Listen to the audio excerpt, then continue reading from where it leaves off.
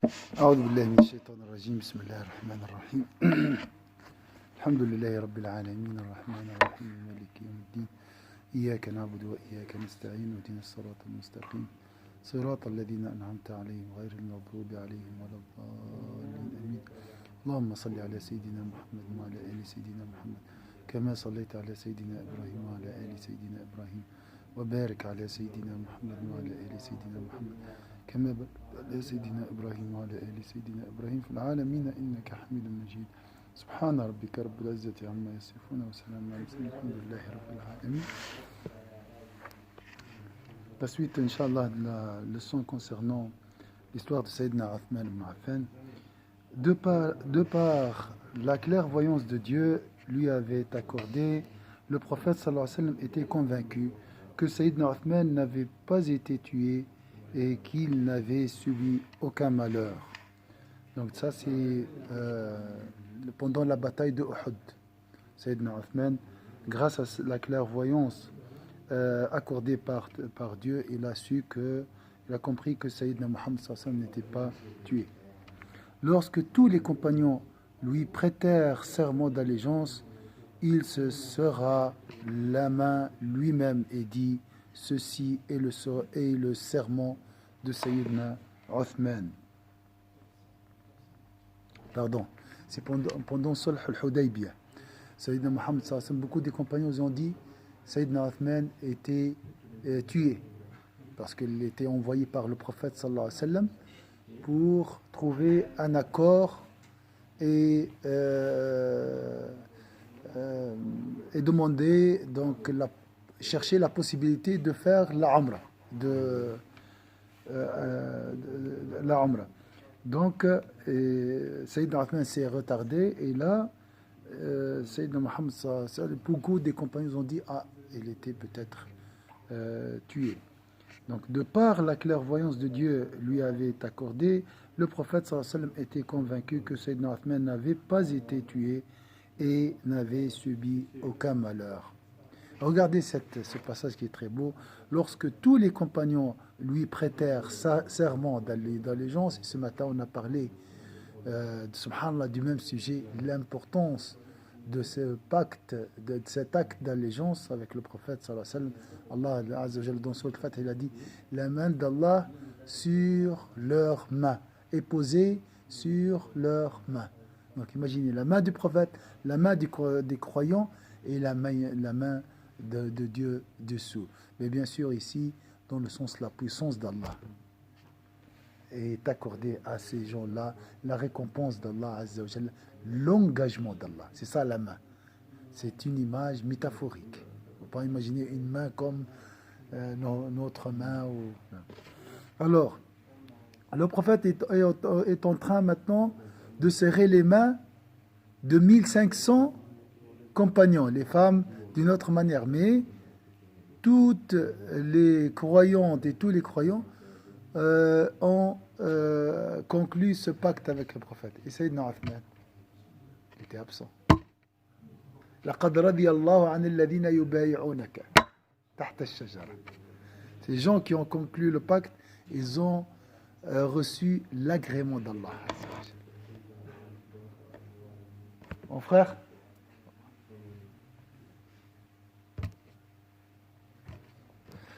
lorsque tous les compagnons lui prêtèrent serment d'allégeance, il se serra la main lui-même. Le prophète, il a fait peut-être comme ça.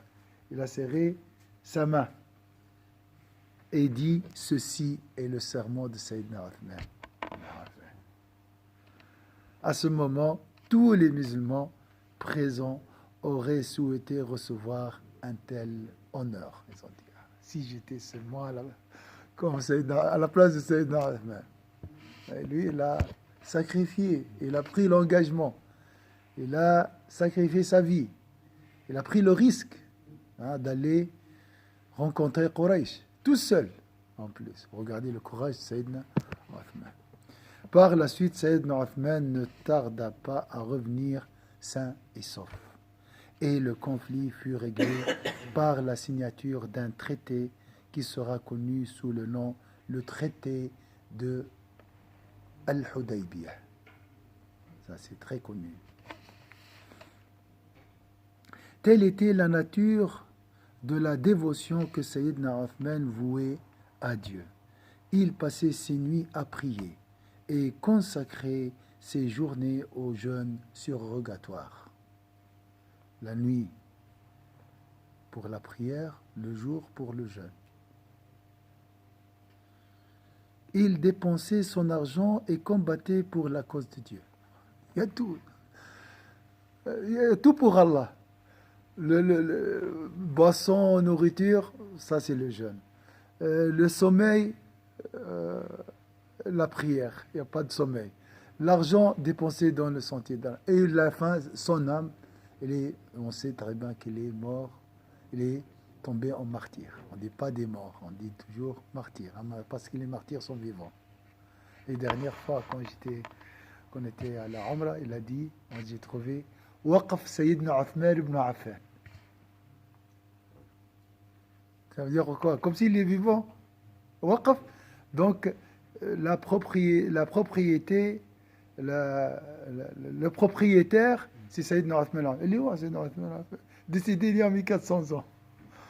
Subhanallah. Il y a un compte bancaire et les gens gèrent son argent. Pas de faillite, pas de crise économique, rien.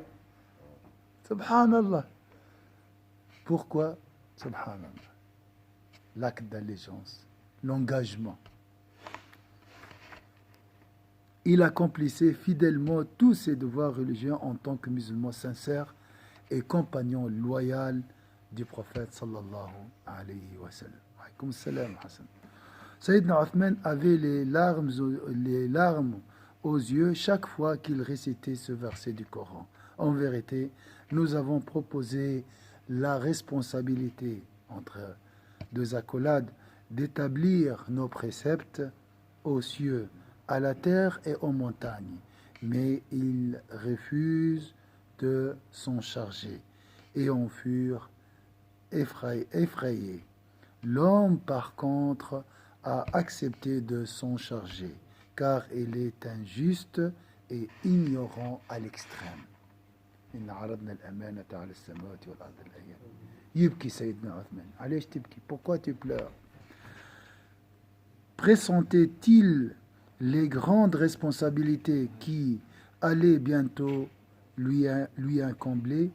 Pressentait-il les grandes responsabilités qui allaient bientôt lui incomber? كان يستشعر المسؤولية التي تنتظره. الله. وعليكم السلام.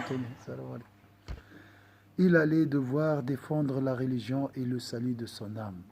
Pour lui, la responsabilité signifiait la fidélité absolue aux principes de la religion. C'est ça la responsabilité. C'est quoi la responsabilité selon Sayyidina Uthman? ما معنى المسؤولية عند سيدنا عثمان? Ce qu'on a parlé dans la prière. L'acte d'allégeance. معناها استقامة الوفاء بالعهد. العهد والوفاء بالعهد. C'est facile, entre guillemets, c'est facile de conclure un pacte. Mais après, il faut être fidèle. La fidélité. Après la Umrah, c'est bien la Umrah. Mais il faut rester fidèle à la Umrah. Aux préceptes, aux principes. صح ولا؟ دخول الإسلام. Muslim, c'est la parole, c'est. Mais après, l'engagement. Marié, c'est bien. Mais après, le travail, c'est après. D'accord? Donc, il allait devoir défendre la religion et le salut de son âme. Pour lui, la responsabilité signifiait la fidélité absolue aux principes de la religion. C'est pour ça qu'il a dit, c'est lourd. Elle est lourde, cette responsabilité. Parce qu'il savait qu'il n'allait pas pouvoir être... Pour lui, il n'était pas l'auteur. Mais pour nous, qui peut atteindre l'auteur de la station de Sayyidina Uthman? Il est loin. Le prophète disait qu'il est loin déjà. C'est des gens qui ont compris le sens de la raison. Pour nous, on dit non, ça va, tout va bien. Parce qu'on ne connaît pas vraiment le poids, la lourdeur de cette responsabilité. Il fit ورحمة بنا الجهل كان جينا نعرف لبكينا كثيرا ولا ضحكنا قليلا. الأمانة كله قام على الأمانة العرض ضحكت الحمد لله. أنا نضحك يا خير ما عرفنا. Si vous savez ce que je sais, vous allez pleurer beaucoup. Heureusement, j'ai dit on ne connaît pas, sinon... Il fit de son mieux et servit fidèlement la foi, au point que le prophète sallallahu alayhi wa sallam le choisit pour écrire le texte coranique. Subhanallah. Il lui annonça, parmi, il y a d'autres aussi qui ont écrit. Il lui annonça l'accès au paradis et lui prédit qu'il aurait l'honneur de mourir en martyr. أنا أخوي يقول لي باش نموت martyr, نبدل الفيستا, je change le camp. Je veux mourir avec les musulmans. Ça c'est... Imagine, ici c'est une bonne nouvelle pour Sayyidina Othman. Mais imagine, le prophète annonce un jour tu tomberas en martyr. Tu fais quoi? C'est difficile. Hein? Je vais mourir, je sais qu'à la fin, je vais mourir en martyr. الموت عادي يا اخوي, je veux mourir comme tout le monde.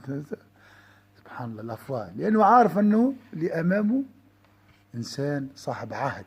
Il sait très bien le prophète que cet homme respecte ses engagements. Subhanallah. Il lui a annoncé l'accès au paradis. Il lui prédit qu'il aurait honneur de mourir en martyr un jour, alors que le prophète sallallahu alayhi wa sallam était sur le mont de Uhud, en présence d'Abu Bakr et de Sayyidina Omar et de Sayyidina Othman.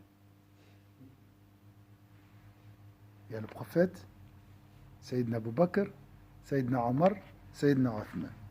L'endroit où ils étaient se mit à trembler. Le prophète sallallahu alayhi wa sallam dit alors: calme-toi, ô Uhud. Tu as sur toi un prophète, un véridique.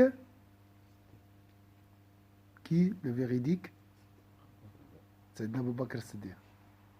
Et deux.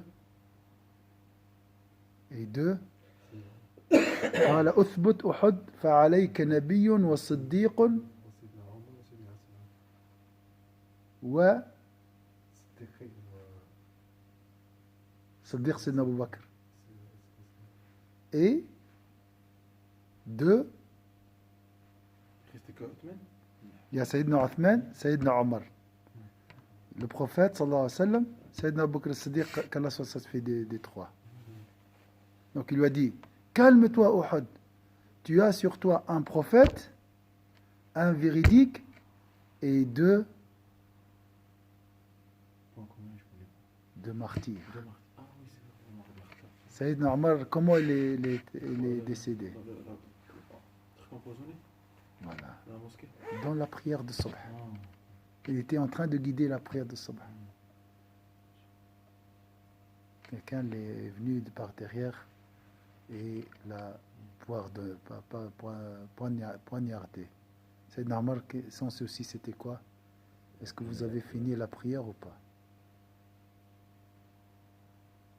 C'était la prière. Vous voyez le sakarat, on a dit.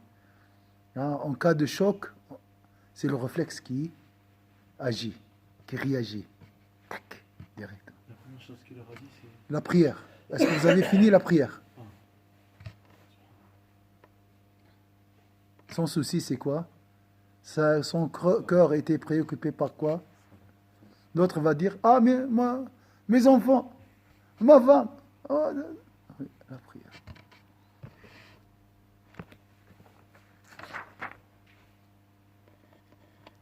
Chapitre 3, le troisième calife. Sayyidina Omar ibn Khattab avait refusé de désigner son successeur avant de mourir. il avait dit à ses compagnons, vous voulez donc me rendre responsable de vous-même après ma mort? أنا مسؤول عليكم ما سلكت الأمر هذا. تحبوني بعد الموت نكون مسؤول عليكم زاد نعين لكم واحد يعمل فيكم ولا ما يعملش فيكم؟ لا يا أخوي، أنا الموت دبروا ريوسكم. Vous voulez donc me rendre responsable de vous-même après ma mort? J'aurais souhaité vous quitter en étant quitte, sans actif ni passif dans mon compte. قال أريد أن كنت أتمنى أن أغادركم لا لي ولا علي. نوتر، كأنه قال شنو نكون ترابا كالحيوانات، لا ندخل لا جنة ولا نار.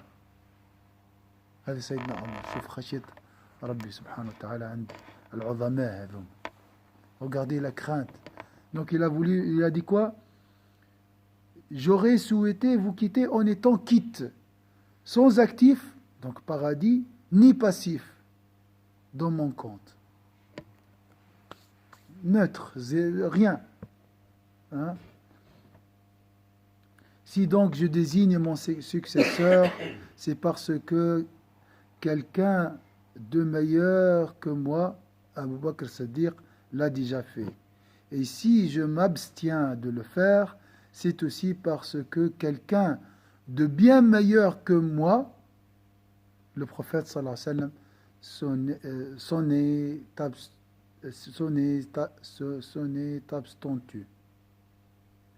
est abstenu. Donc le prophète n'a pas désigné quelqu'un. Il n'y a pas en islam gouverné par héritage. هذه ما ثماش الحكم الوراثي لا أصل له في الدين. Shura. اختار. Le prophète sallallahu alayhi wa sallam n'a jamais désigné son successeur. Sayyidina Abu Bakr l'a déjà fait avec Sayyidina Omar al-Khattab. Il a désigné quelqu'un. Mais lui, il a dit, le prophète c'est le meilleur. Le prophète n'a pas désigné quelqu'un. Dans les deux cas, Dieu préservera sa religion. Dieu préservera sa religion. Par la suite, Sayyidina Omar examina attentivement la question et implora Dieu de l'orienter vers une décision juste et bénéfique. Et Dieu l'exauça, car il lui a inspiré le souvenir du moment où le prophète sallallahu alayhi wa sallam, quelques jours avant sa mort, avait dit aux musulmans, aux gens, sachez qu'Abu Bakr ne m'a jamais causé de tort. Pensez donc cela en considération dans votre comportement à son égard. Sachez aussi que je suis satisfait de Sayyidina Omar, de Ali, de Sayyidina Uthman, de Talha ibn Ubaydah, de Zubayr ibn al-Awwam, de Saad ibn Malik et de Abd al-Rahman ibn Awf, ainsi que de tous les premiers muhajirin. Tâchez donc de leur reconnaître ce mérite. Il a cité quelques compagnons. Sayyidina Omar se rappela cette déclaration à temps et décida de donner sa confiance aux 6 hommes cités par le prophète sallallahu alayhi wa sallam. Il saurait bien assumer les responsabilités qu'il a portées avec l'enthousiasme et la constance d'un messager de Dieu. À son agonie, il les rassembla autour de lui et leur dit, après mûre réflexion, je me suis rendu compte que vous étiez les seules personnes dignes de diriger le peuple et d'assumer la responsabilité de calife. Le prophète sallallahu alayhi wa sallam est mort en étant satisfait de votre conduite. Tant que vous continuerez à suivre le droit chemin, vous n'aurez pas à redouter la disprobation des gens. Si je meurs, délibérez entre vous sur le choix du calife pendant 3 jours. au 4e jour, vous devrez l'avoir désigné d'entre vous. Abdullah ibn Omar devra assister à vos délibérations en tant que consultant, son fils. Consultant. Il n'est pas parmi les 6. Wildo, il n'y a pas d'héritage. Non, non. Mon fils, c'est juste un témoin. Ne lui confiez aucun commandement. Subhanallah,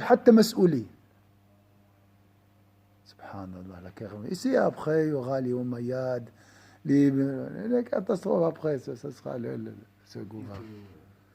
Si c'est non, non, il a dit, il n'est pas parmi les 6. Il est juste un consultant. C'est lui qui a tué dans le groupe qui ont tué Khmer. Non, non, non, non, non, non. Le contraire, il était dans les rangs de Sayyidina. À l'époque, c'est comme des gens, des enfants qui ont tué Sayyidina, âgés entre 10 et 16 ans. Des enfants. Donc, le jour où Sayyidina Omar ibn Khattab mourut, Talha ibn Ubaydallah était absent, loin de Médine. Les autres hommes auxquels Sayyidina Othman avait confié la responsabilité de désigner son successeur se réunirent. Abdurrahman ibn Auf proposa que l'un d'entre eux cède son droit à la candidature pour se charger de trancher tout différend qui se déclarerait entre eux. Ce qu'il fit lui-même. Lui, il a cédé sa place. Il a dit, moi, je ne suis pas. Pour leur part, Az-Zubayr ibn Awam et Saad ibn Abi Waqas se désistèrent en faveur de Ali ibn Abi Talib. Les 6 hommes, des 6 hommes, 2 seulement conservèrent donc leur droit au calife, à savoir Sayyidina Ali ibn Abi Talib et Sayyidina Uthman ibn Affan. Abdurrahman ibn Auf devait trancher en faveur de l'un de ces 2 candidats en une durée qui ne dépasserait pas les 3 jours, conformément au testament du défunt calife Sayyidina Uthman Omar ibn Khattab. Et il se chargea alors de consulter tout. Il a fait quoi, Sayyidina? Et ça, c'est le référendum aussi en Suisse. C'est la même chose. Il a fait quoi? Nous avons deux califes à choisir entre 2. Sayyidina Ali, qu'Allah anoblisse sa face, et Sayyidina Uthman ibn Affan, qu'Allah soit satisfait.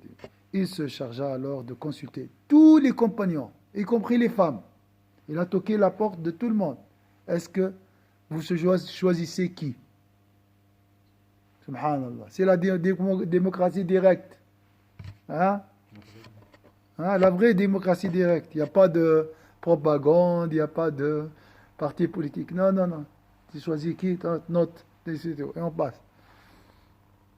Il se chargea alors de consulter tous les compagnons du prophète sur cette question. À ce propos, l'historien Ibn Kathir rapporte ce qui suit. Je veux m'arrêter, mais il n'y a pas je trouve pas d'endroit pour s'arrêter. Donc, je me force. Inch'Allah, on va voir comment c'était comment Sayyidina Uthman était désigné calife. Inch'Allah, la prochaine fois, si Allah prolongera notre vie, qu'Allah nous donnera, Inch'Allah, le bonheur et la belle vie